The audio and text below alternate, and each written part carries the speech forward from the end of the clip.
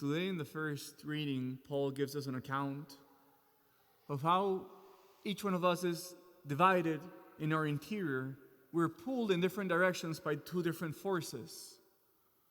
On one hand, the force of the flesh that comes from sin, and on the other hand, the force of the Spirit. In the spiritual literature, we've heard many times that we have three enemies: the flesh, the devil, and the world. So what is exactly the flesh? How is it that the flesh is our enemy?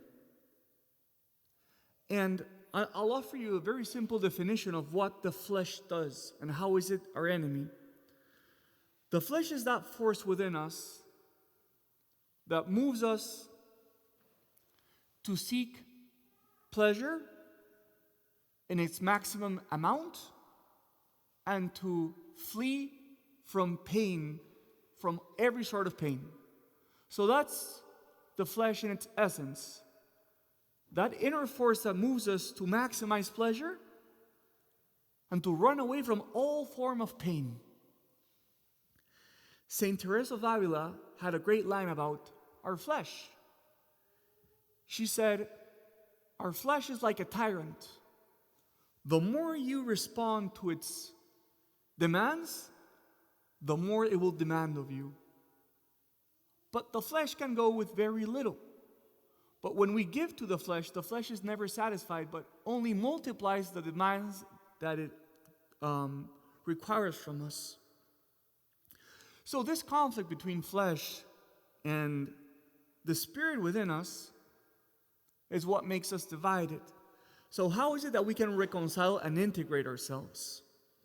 This reading of St. Paul, to me, makes the greatest case of the importance of self-denial and abnegation in our lives. Because what is self-denial? Self-denial is the capacity to say no to our flesh in its requirements for pleasure or in its running away from pain.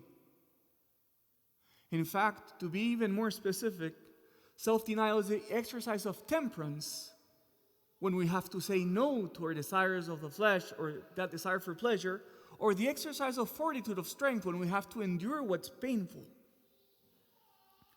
And only when we dominate the flesh, then we can be integrated, because then we follow the inspirations of the Spirit. So brothers and sisters, let me finish with this question. In this struggle in your life between flesh and spirit, how well are you dominating your flesh? How often do you exercise the virtue of temperance? How often do you restrict the demands for pleasure in your flesh? How often do you endure what is difficult and painful? My last encouragement is this one. The reason why we ought to exercise self-dominion and restraint and mortification is because only when we're used to say no to our flesh, we can truly become sensitive to the inspirations of the Spirit. Only when we grow accustomed to saying no to our flesh, then we can truly become capable of saying yes to the inspirations of the Spirit.